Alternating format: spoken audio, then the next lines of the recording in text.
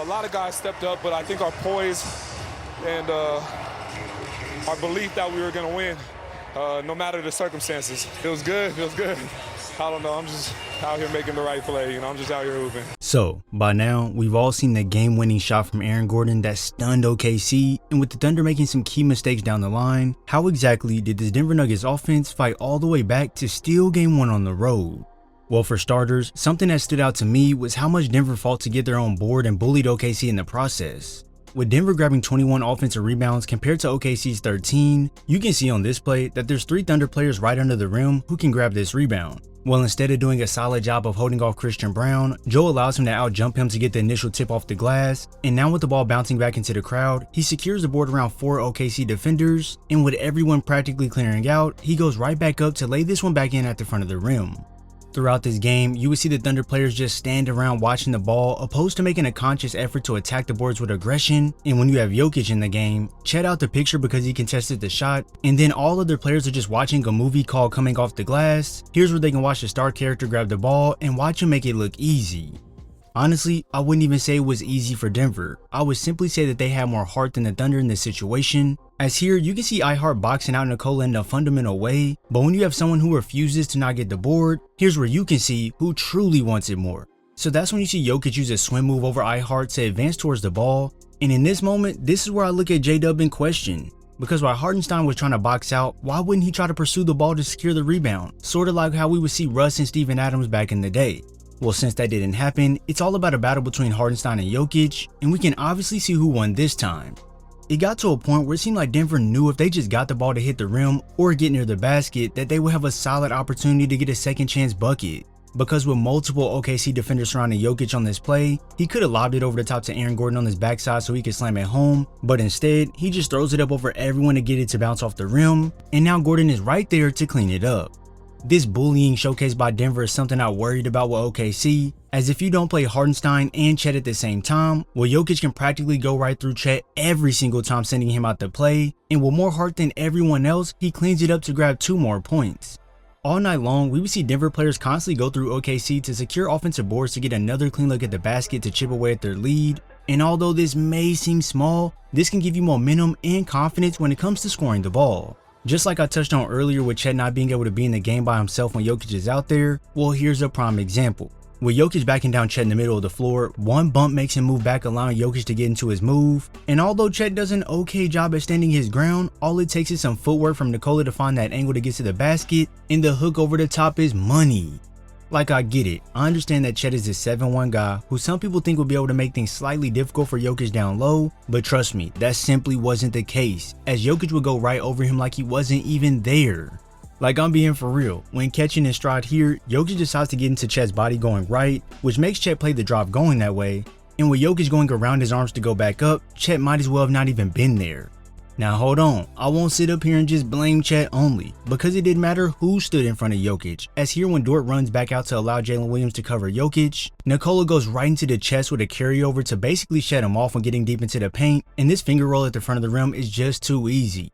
For Jokic to put up 42 points during the game, you know it was a destruction to more than just one person.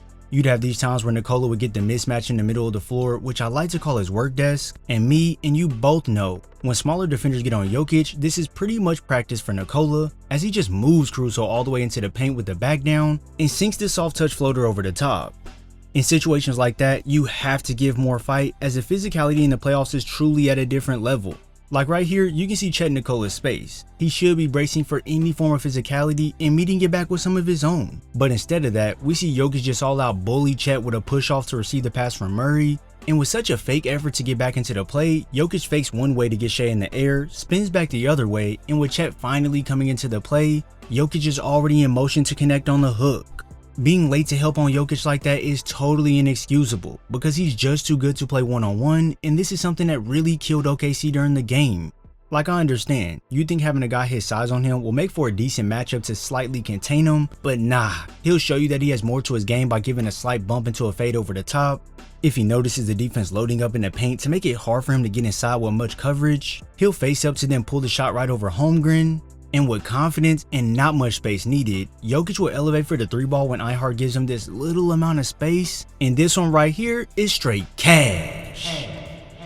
Now for those times OKC would sit deep in held position to be there when Jokic made his move, this is where his awareness and unselfishness come into play, because once he turns around and sees Caruso over too far, he instantly throws it out to Brown for 3 points.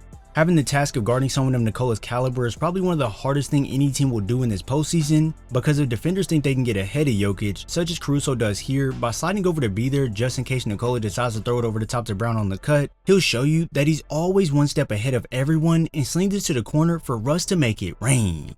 For the defense, they have to make sure they communicate and stay on their P's and Q's at all times, because on this action here where Brown sets a pin down for Murray to come off and receive the ball, both Lou Dort and J-Dub commit to Murray while not showing any coverage to Brown, and when you're playing against a guy like Jokic, he'll make you pay for any defensive mistakes. Now not only will it be Jokic that can make you pay on these collapses, as when you see Murray come off this screen here, the defense doesn't want to allow him to just turn the corner and attack, so that's why we see Ihart rotate over early to be there just in case he was to beat Dort off the dribble. But ladies and gentlemen, if you look near the baseline, you're going to see Aaron Gordon moving into position to receive the pass, and in a smooth flow, he drops in the fade in the mid-range.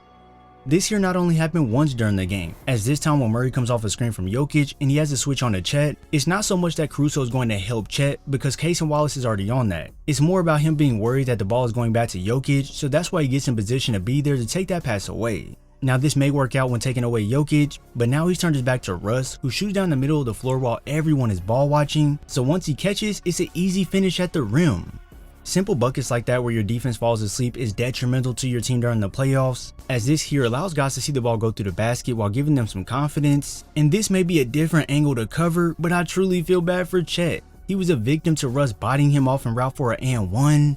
On the fast break, he tried to stop the transition bucket, but Aaron Gordon just put that man in a body bag. Developing. Gordon, oh, it goes down! How? And with the game on the line, he was the one that was in this picture perfect moment watching Gordon drop this in. To steal a game on the road after being down 14 at one point is truly amazing to do, as it showcases fight, the will to not give up, and guys leaning on each other to make game-winning plays. Now we can't count OKC out as they are a solid team, but right now Denver has the upper advantage by grabbing one on their home court, has the momentum rolling into next game, and although Shea might be the one to win the MVP this year, the Nuggets have the best player in the NBA on their team, and when you have a guy like that, you always have a chance to go far. If you want to see me continue break down this series between the Nuggets and OKC, comment cash below. As always, if you enjoyed this video, make sure you drop a like, subscribe, and turn on post notifications so you're first to know when I upload. And hey, if you made it this far, that means you're a true fan. And if you want to see me just talk basketball to the camera and we can all connect in the comments, go ahead and subscribe to my second channel called Bands Hoops. I'll have it linked in the description below. I thank you all for your support, and I'll see you in the next video.